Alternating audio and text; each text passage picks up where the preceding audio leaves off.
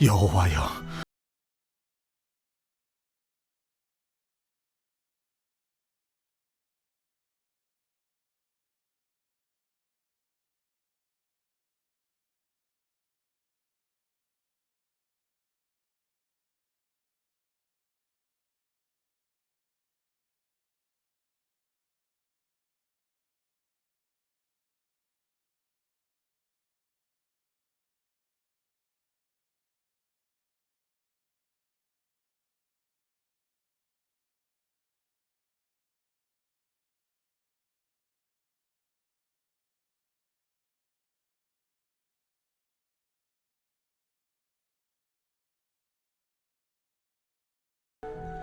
귀를 지으시니가 듣지 아니하시랴, 눈을 만드시니가 보지 아니하시랴. 뭇 백성을 징벌하시는 이 곧 지식으로 사람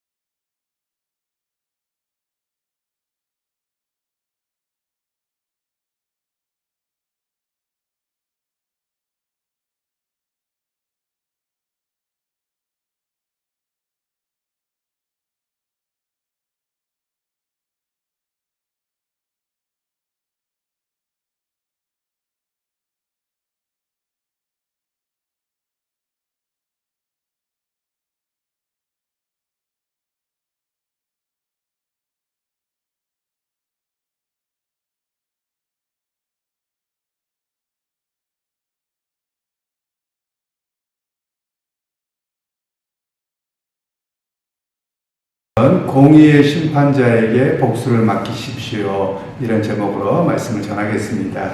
오늘 말씀은 이제 하나님께서 의인들을 붙으시고 회복시키시는 이야기를 말씀하고 있는데요. 이 말씀은 일반적으로 메시아시로 알려지면서 우리가 생각하는 어떤 개인적인 복수에 대한 이야기를 하는 것은 아닙니다. 하나님의 공의가 무너지고 또 하나님의 말씀이 세워지는 그것에 대한 무너짐을 하나님께서 언젠가는 분명히 복수하시고 회복하게 하신다라는 이야기를 오늘 말씀하게 있습니다. 그러니까 개인적인 원한을 하나님 갚아주신다 이렇게 해석하면 사실 합당하지 않고요. 하나님께서 세우신 창조 질서가 기본적으로 있습니다. 그 창조 질서에 반하는 악함에 대한 이야기를 하고 있습니다. 우리가 창조 질서라고 이야기하면 사실 적용하기가 상당히 좀 어렵기도 합니다. 또 세부적으로 어떻게 해야 되나 이런 생각도 우리가 좀 되어질 텐데요. 하나님이 세우신 창조 질서라고 하는 것은 우리가 단순하게 그냥 세상을 잘 가꿔야 된다 여기에서만 멈추는 것이 아니라 우리가 개발하는 것도 어느 정도 해야 되느냐 이런 문제가 걸리기도 하는 것이고요. 또 하나님께서 오늘 본문에 보면 고아와 과부와 이런 사람들을 어떻게 바라볼 것이냐 그 사회적인 약자들을 돌보아야 되는 것이 하나님의 창조 질서라는 겁니다. 그런데 힘 있는 자가 권력 있는 자가 힘 없는 자를 빼앗고 핍박하는 것 이런 것 자체가 하나님이 세우신 창조 질서를 깨트리는 것입니다. 그래서 그 악함에 대해서 하나님 분명히 심판하신다 이런 이야기로 말씀을 하고 계시는 겁니다. 그러면서 하나님께서는 어떤 분이냐 거룩한 분노가 있음을 이야기합니다. 그런데 그 거룩한 분노와 또 물론 이제 그 세상의 질서를 보면 단순하게 이렇게 잘 이루어지지 않는 것처럼 보입니다. 그리고 악인은 더 번성하는 것처럼 보입니다. 그런 속에서 오늘 시편 기자는 어떤 마음이 드냐면 영적인 회의감이 드는 겁니다. 하나님 살아계시고 또 하나님 창조주이신데 어떻게 저렇게 악한 자들, 하나님 창조 질서를 깨뜨리는 자들이 저렇게 번성합니까? 이런 영적 회의감이 들고 있는데요. 그런 가운데에서도 하나님이 누구신가에 집중합니다. 우리도 그런 경우가 많지요. 우리는 어떤 사회적인 면보다도 내 개인적인 측면에 맞춰져 있습니다. 사실 신앙의 측면이 두 가지가 다 있어야 되는데 우리 한국 교회 또는 뭐 외국에도 대체적으로 그렇습니다만은 이제 외국 같은 경우는 기독교 국가가 되었다가 지금 기독교 국가에서 이렇게 이탈하게 되는 그런 나라들이 유럽의 나라들인데요. 그런 나라들은 어떤 그 하나님의 말씀을 사회적인 측면에서 어떻게 이루어가야 될 것인가 이런 쪽으로 방향을 갔었던 것이고요. 우리 한국이나 또 미국 같은 경우는 미국은 좀 우리하고 다르겠습니다만 그렇다고 미국이 기독교 국가였던 적은 없기 때문에 좀 차원이 다르긴 합니다만 미국의 영향을 받고 이렇게 교회가 부흥했던 지역들은 다 개인주의적 신앙으로 가버립니다. 그러니까 사회적으로 어떻게 복음을 이렇게 적용하고 이런 것에 대해서는 좀 약하고 개인적인 차원에서 구원받고 또 하나님께서 삶에서 어떻게 지키실 것인가 이런 차원으로만 신앙이 간 측면이 있습니다. 그런데 이스라엘 백성들에게 있어서는 신앙의 문제가 항상 결부되어졌던 것이 개인적인 차원으로 그치지 않고 오히려 더 강조되는 것이 민족적이고 사회적인 측면을 성경은 훨씬 더 많이 강조를 합니다. 그러다 보니 하나님께서 이스라엘 백성들을 심판하실 때 개인의 문제냐? 아니요. 개인의 문제 물론 있습니다만 개인의 문제가 아니라 사회적인 측면입니다. 물론 사회적인 측면을 들여다보면 개인의 문제가 생기니까 사회가 문제가 생기는 것이기는 합니다. 그런데 이 사회적인 측면에서 하나님의 말씀을 지키지 않음이 그들이 하나님의 공의를 떠남으로 하나님은 성경을 그렇게 말씀하고 계시는 내용입니다. 그러면서 오늘 우리에게도 마찬가지입니다. 하나님은 어떤 분이냐? 하나님은 침묵하고 계셔서 영적 회의감이 들었는데 오히려 하나님은 그 침묵하고 힘이 없으신 분이 아니라 하나님께서 저들의 악의 관영함의 때를 기다린다. 즉 하나님의 때가 올 것을 기다리고 그리고 하나님이 그들이 악에 관영할 때까지 참으시는 분임을 이야기합니다.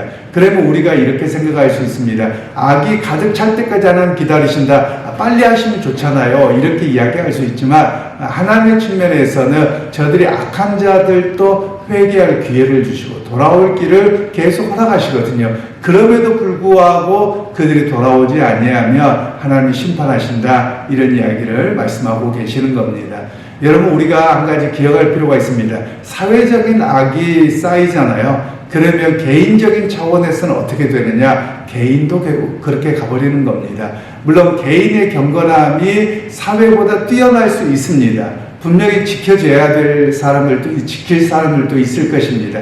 그런데 실상은 사회가 악이 관영되어지고 괜찮아진 사회가 되면 사회적인 면만이 아니라 개인적인 측면에서도 무너지기 마련입니다. 왜냐하면 남들 다 그러는데 그냥 또 세상이 그 정도 갖고는 죄라고 하지 않는데 뭐가 문제인가 하고 넘어가는 것이 일반적인 모습입니다.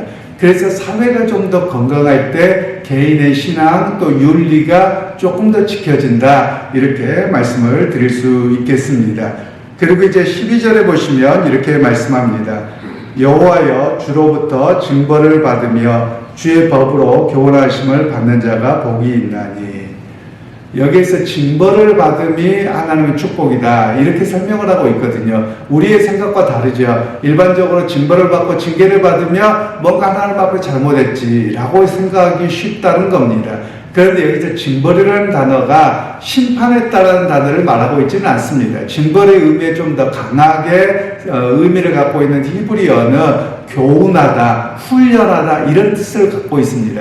그러니까 저 사람이 뭔가를 잘못하면 하나님께서 저를 훈련시켜서 더 성숙한 사람으로 올바른 사람으로 세우시기 위함이어서 그 징벌은 오히려 복이 된다라는 것을 말씀하고 있는 겁니다.